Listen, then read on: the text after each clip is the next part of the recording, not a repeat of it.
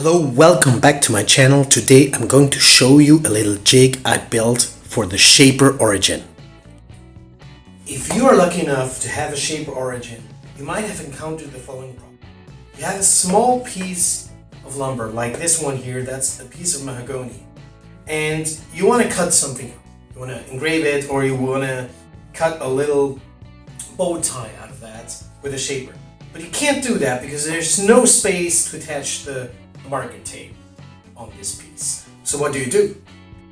Key element of this jig is this piece of MDF that has the marker tapes attached to it. And with these screws I can change the height of this MDF piece. So I can take a small piece like this piece of mahogany where I attached with a double-sided tape a little piece of scrap wood below, and I can put it in here and I can adjust the height of this MDF piece. The MDF piece holds the marker tapes. I put this piece of lumber here and it's on the same height.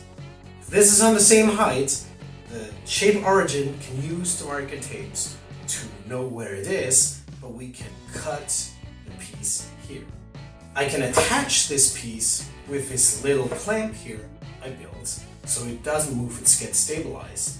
And then I can put the Shaper Origin on the piece, scan the marker tape, and then use the marker tape to orient the Shaper Origin and cut whatever I want this piece. So it's really simple, the idea. You can also use it for larger pieces. Let's say you have a large piece that has enough space for the marker tape, but you don't want to waste the marker tape.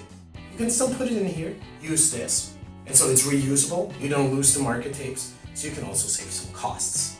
I'm going to show you how to use this to cut out a small bow tie here on this piece of mahogany. And later on I'm going to show you a couple of pictures on how to build that. It's actually really simple.